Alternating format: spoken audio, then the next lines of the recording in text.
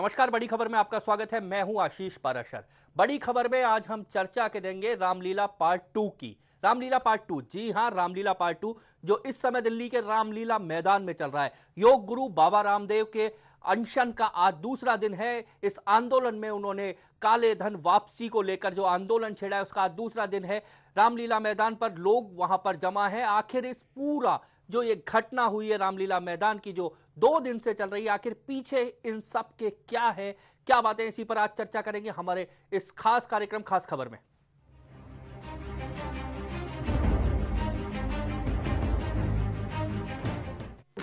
केंद्र सरकार को ये अंतिम मौका दे रहे हैं।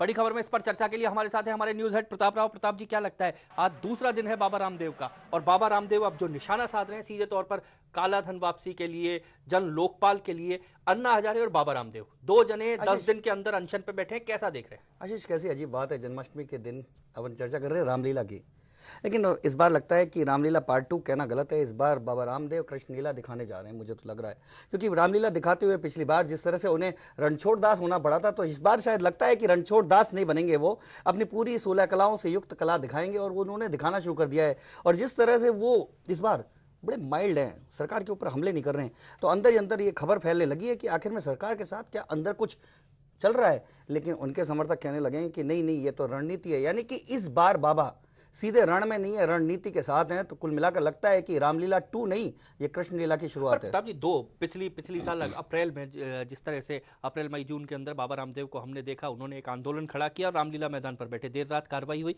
इस बार भी माहौल कुल मिलाकर सरकार की तरफ से वैसी ही एक तरह से शक्ति कही जाए तो वो कहीं ना कहीं नजर तो आती है जिस तरह से दिल्ली में। लेकिन क्या रामदेव इस बार बदले बदले से नहीं है? देखो, रामदेव भी बदले बदले से हैं और सरकार भी बदली बदली सी है।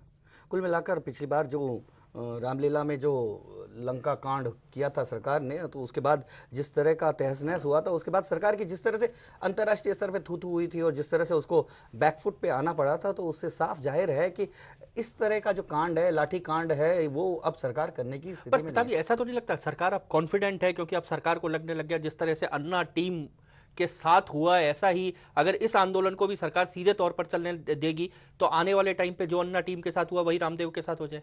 हाँ, देखो, ये एक बड़ी बात है। सरकार इस बात को सोच रही है कि अन्ना का आंदोलन जिस तरह से खत्म हुआ और राजनीति की दिशा को मोड़ लेने के साथ खत्म हुआ, तो उनको लगता है कि कहीं ना कहीं बाबा रामदेव भी कहीं ना कहीं इतिश्री कर लेंगे। लेकिन देखिए, ये सरकार का गलत आंकलन है, क्योंकि अन्ना का आंदोलन खत्म नहीं हुआ। अन्ना का आंदोलन रामलीला ग्राउंड से निकलकर, जनता मंतर से निकलकर लोगों के दिलों तक पहुंच गया है।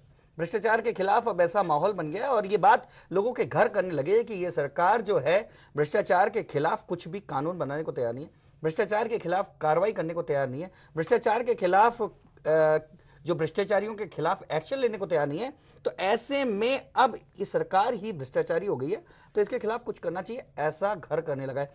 इसलिए ये कहते हैं ना कि अन्ना का आंदोलन जो मुद्दा है वो अब रामलीला की जगह लोगों के दिलों में बस गया। ऐसा ही बात है, लोगों को पता लग रहा है, जब महंगाई की बार जब बाजार में जाते हैं और जेब में पैसे कम होते हैं, सामान ज़्यादा महंगा होता है, घर में खाली थैला लिए घर आ जाते हैं, तो कहते हैं अरे बाबा रामदेव सही कह रहे थे, सारा धन तो अपना विदेश में पड़ा है, बाहर पड़ा है और सारा सफेद धन काला हो गया है। प्रताप जी, सवाल इस बार ये है कि जिस आंदोलन के साथ एक भीड़ जुटी थी, चाहे वो अन्ना का आंदोलन हो या पिछली बार बाबा रामदेव बैठे थे, आज रामलीला मैदान की स्थिति भी चेंज है और जंतर मंतर की भी हमने देखा था जो स्थिति पिछले जब अन्ना बैठे थे। क्या लगता है लोग आ क्यों नहीं रहे हैं? देखो, ये अन्ना के आंदोलन के दौरान भी बात उठी थी। एक बात तो ये सही है कि हमारे यहाँ जो जब फिल्म रिलीज़ होती है तो भीड़ ज़्यादा होती है, उसके बाद धीरे धीरे भीड़ कम होती है और वही फिल्म दोबारा लगती है तो निश्चित तौर पे फिर हाउसफुल नहीं होती है।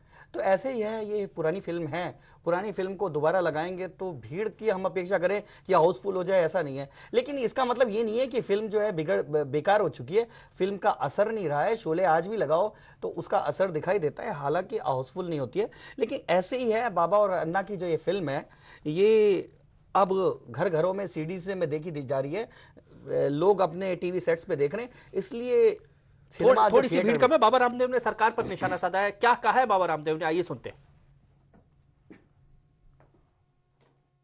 ईमानदार हो जिससे लोगों का इलाज ठीक हो।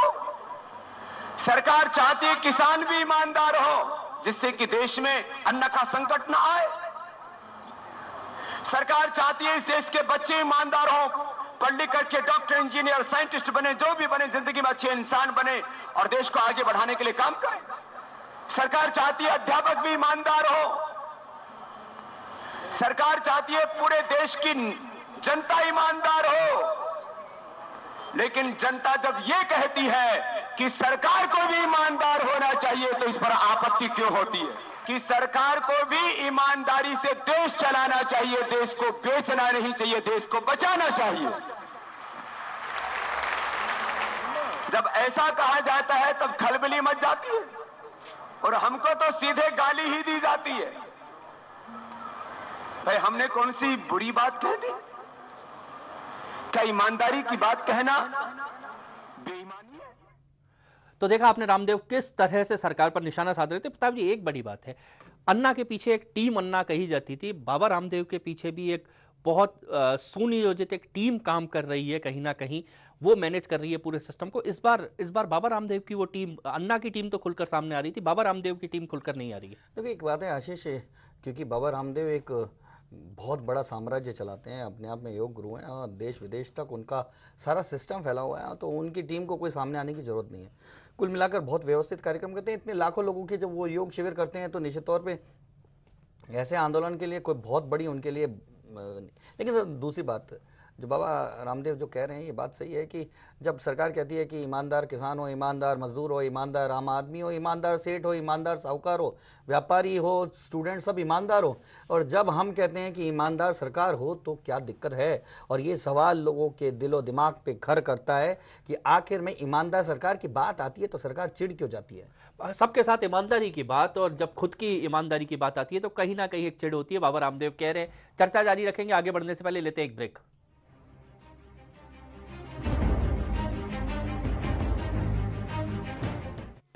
केंद्र सरकार को ये अंतिम मौका दे रहे हैं।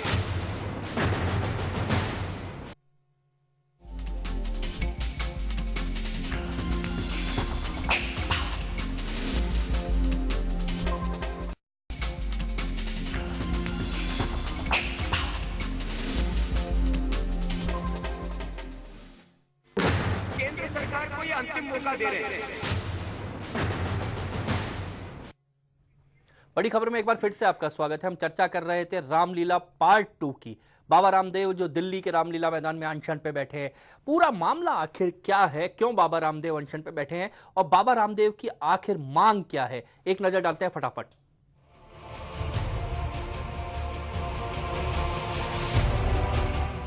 बाबा रामदेव के तेवर पिछले साल जून में हुए आंदोलन की तुलना में काफी नरम नजर आ रहे हैं। समर्थक इसे उनकी रणनीति का हिस्सा बता रहे हैं।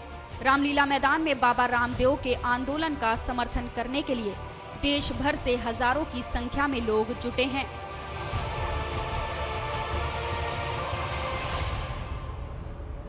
यहाँ आए समर्थकों में हरियाणा व उत्तराखंड के लोगों की तादाद अधिक है। मैदान में बुजुर्ग, अधेड़ व महिलाओं की संख्या ज्यादा नजर आ रही है। अपने उपवास से पहले समर्थकों को संबोधित करते हुए बाबा रामदेव ने कहा, सरकार को उसकी ईमानदारी पर सवाल उठाए जाने पर आपत्ति क्यों है? सरकार अगर चाहती है कि इस देश का हर नागरिक ईमानदार हो, तो सरकार भी ईमानदार बने। भ्रष्टाचार के मुद्दे पर बाबा रामदेव ने कहा कि जनता की शिकायतें ऑनलाइन दर्ज होनी चाहिए। इसके अलावा सिटीजन चार्टर को और प्रभावी बनाया जाना चाहिए। उनके मुताबिक सिटीजन चार्टर से आम जनता का बहुत बड़ा सरोकार है। लोकपाल को लेकर खुद के समझौतावादी होने के आरोप पर बाबा रामदेव ने कहा, पति पत्नी में भी विवाद होता है।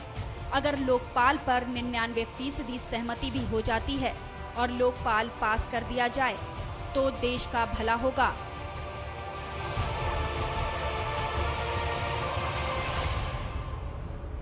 सीबीआई को लेकर बाबा रामदेव ने कहा कि ये संस्था अगर स्वतंत्र हो जाए तो हजारों भ्रष्टाचारी जेल में होंगे। रामदेव ने किसानों से जुड़े मुद्दों पर कहा, भूमि अधिग्रहण कानून रद्द किए जाने की जरूरत है। ये बहुत पुराना कानून है, इसकी जगह नया कानून बनाया जाए जिसमें किसानों के हितों पर पूरा ध्यान दिया जाए। इस दौरान रामदेव ने किसानों की आत्महत्या का मुद्दा भी उठाया। रामदेव ने कहा कि शनिवार तक सरकार काले धन पर अपना रुख हमें बताए। Bureau report, HBC news.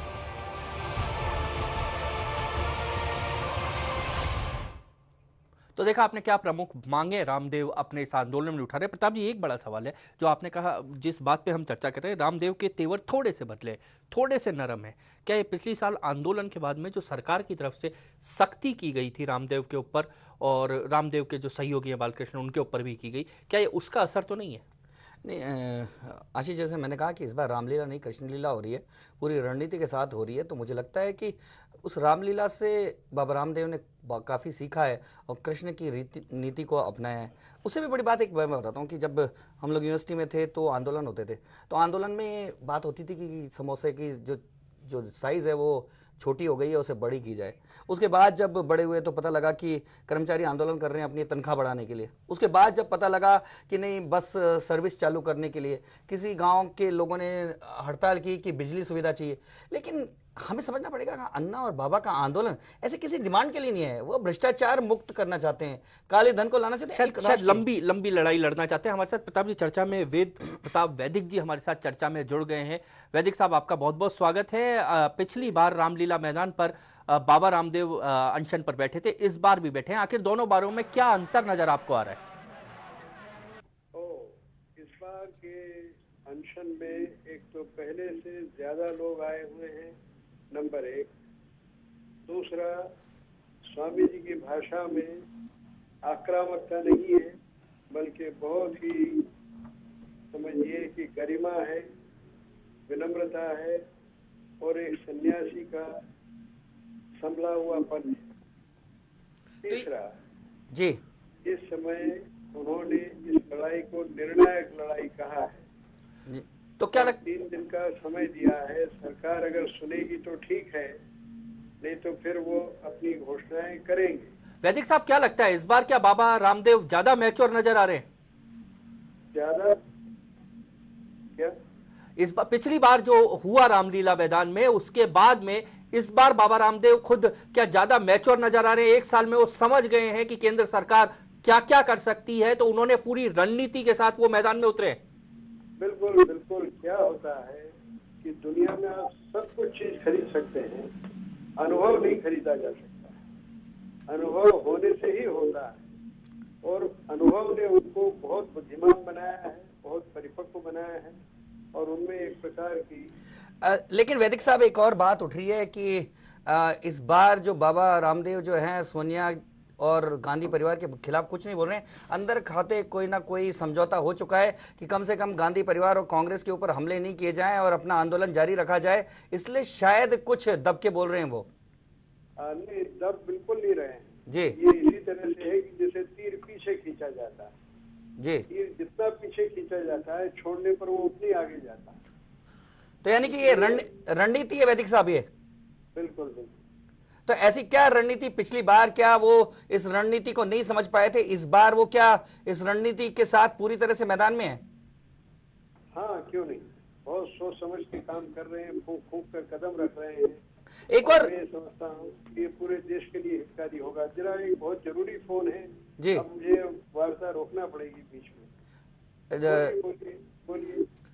धन्यवाद वैदिक साहब, आपका बहुत बहुत वैदिक साहब आपका बहुत बहुत धन्यवाद हमारे साथ जुड़ने के लिए। प्रताप जी, जिस तरह से वैदिक साहब कहते हैं कि इस बार रणनीति कुछ बदली है बाबा रामदेव ने, और सीधे तौर पर एक बड़ी बात है कि इस बार सोनिया गांधी, गांधी परिवार सीधे तौर पे उनके निशाने पे नहीं है। पिछली बार उनके विदेशी मूल के मुद्दों इस को, बात को अपने को देख लेना चाहिए। जिस तरह से अन्ना की टीम जिस तरह से एक साथ व्यक्तिगत आरोपों के साथ आई, उतनी ही जल्दी उसके पांव उखड़ गए, और उखड़े इतने कि उन्हें अपना रास्ता भी बदलना पड़ा, राजनीति में घुसने का निर्णय लेना पड़ा। शायद अन्ना के आंदोलनों से बहुत सबक लिया है बाबा रामदेव ने। इस बार के आंदोलन जो उन्होंने किया है, चर्चा हम जारी रखेंगे। फिलहाल आगे बढ़ने से पहले लेते हैं एक ब्रेक।